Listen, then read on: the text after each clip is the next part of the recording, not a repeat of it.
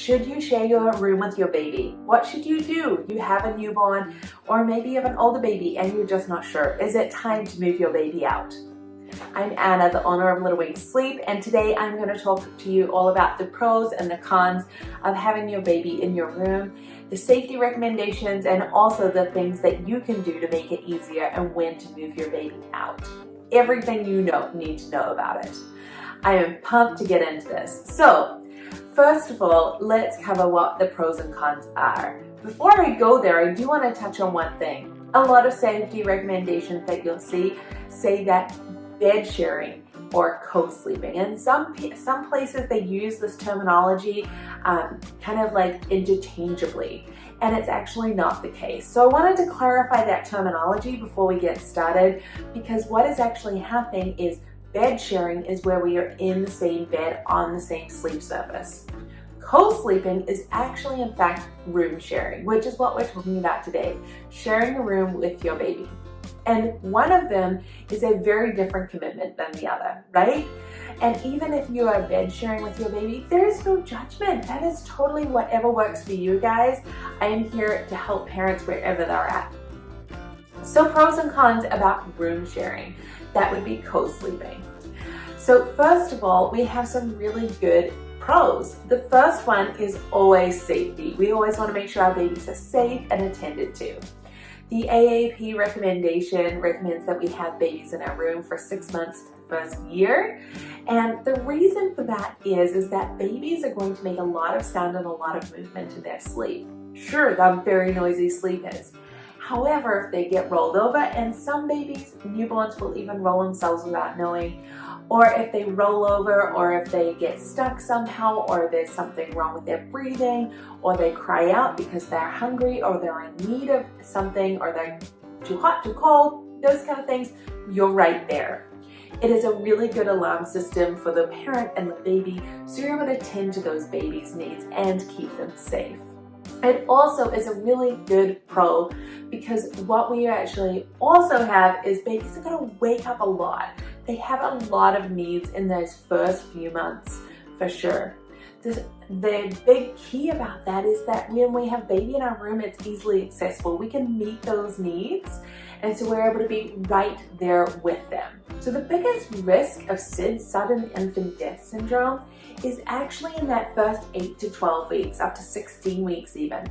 And so that is why we want to have babies in our room, is that when they have that need, whether it be hunger, whether we need to roll them back over, whether we need to change things up for them or change their diaper, we're able to be there for them. But if something happens that they're not going to alert us of, we are also there. We're easily accessible. So the first thing is safety. Second thing is easy accessibility. You're going to be exhausted, or you already are, and so having baby right there next to you is really helpful.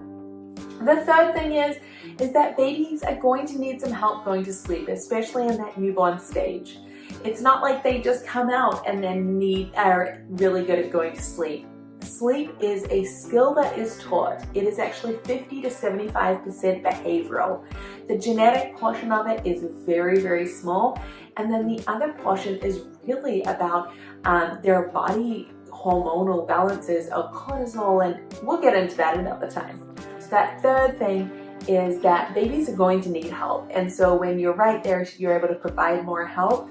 You're able to kind of ease those transitions sleep cycle wise if you need to, just a little bit. We don't need to help them all the time, but when they are needing that help, then we're there to give it to them. So the other side to the coin, the kind of negative downside to having babies in your room, I am a big pro of having them in your room for the first 6 months. However, I will say this downside is that babies are noisy sleepers.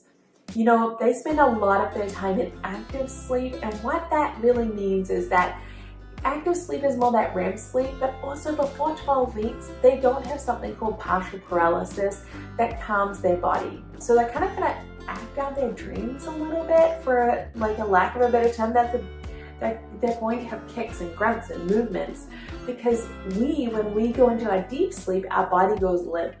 For them, that doesn't happen till about 12 weeks. So kind of keeping an eye on it in your head going, okay, they're going to grunt and they're going to move. Does that actually mean they're awake? When you're a new parent, you're going to be laying there and being like, oh my gosh, they're awake. What do I even do? And so it can mean decreased sleep. The other con to it is that you are a noisy sleeper. You're not awake to hear yourself, but all of us are noisy sleepers. Between breathing, coughing, snoring, moving over, rolling around, we're all noisy sleepers. And so there can be some interruptions between the two of them. Now the other con can be with babies who are over 9 to 12 months. At about 6 to 8 months, they go through something called object permanence. This is the understanding that something still exists even though they can't see it. Prior to that point, that kind of 8-ish month point, they really, if they can't see you, they're okay. They're kind of like, well, I don't know where mom's gone, but okay. After that, they're like, oh, no, mom sleeps there, mom is still there. What happens is they create an association where they're going, okay, when I go to sleep, then I want mom laying there. So this can cause some issues in the long term, and it's where baby is like, you need to be laying in your spot so that I can go to sleep in my spot. That is easily fixed by just doing a simple visual barrier if it becomes an issue. However, for the most part, as babies learn to sleep and we pop them down, we're going to bed at different times anyway. So kind of staggering your bedtime, making sure that baby's going to sleep at a developmentally appropriate time for their bedtime, which would be at around 7 p.m. So what are some solutions when it comes to room sharing if you're finding it tough?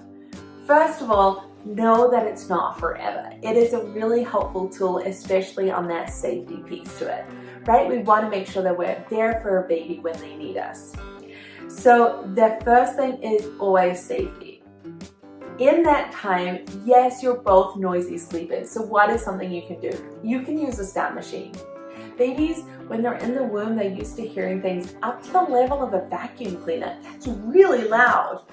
And so when you think of a vacuum cleaner, that's quite loud. So putting some white noise on, something continuous like that, can kind of muffle some of those sounds that they're hearing from you, or some of those sounds where it's just like baby kind of rolling over, shuffling a little bit. Don't have it too high where you can't hear baby cry or they can't be calling out for you and you can't hear them, but just kind of like muffling those low noises. The next piece is making sure that your crib is absolutely safe. Make sure that the bars are no more than 6 centimeters apart as per the regulations, and that there's nothing fuzzy or there's no kind of anything on the side. Even mesh bumpers that you have to tie onto the side of your crib are not safe as they're a strangulation hazard. So make room sharing much easier by making sure that your baby is safe. No more blankets in there than just their sleep sack or their swaddle, which is safely on them with like the zipper or the Velcro or such, and then only having their soother if they use one in the crib with them. What that means is that instead of having baby right next to you because you're feeling anxious about safety, you're able to kind of shuffle them further and further away in your room, and they're able to kind of have their own space within your room. I encourage you, for your own personal space and for baby space, set up a space in your bedroom that is kind of like their bedroom. So it might be that they have a dresser with a change table and their clothes, and then their bassinet or their crib just on one wall, and then all of your bed and all of your kind of things. Just having that divided space will really help you kind of like mentally go, okay, they have their space. And it really does, even though it's something small, it can make a big difference. If you find it really hard having baby in your room, you can make a really safe visual barrier just to kind of like refocus things. So, you know, for us, we had a walk-in wardrobe where I was able to put baby in as she got older, and it had really good ventilation and everything like that. And then it felt like kind of like her room, but she was able to still be in our room and I had easy access. So initially she started off right next to my bed, and then as she got bigger and we were past that 8-week point, which is like, for me, I really want them close by for this first 8 weeks, and then we started moving her closer, and then she was in the walk-in wardrobe for a little bit. It was an easy solution. We put our clothes in our spare bedroom, and so then we had a little extra space, but I felt like she was still near me and I was able to hear her.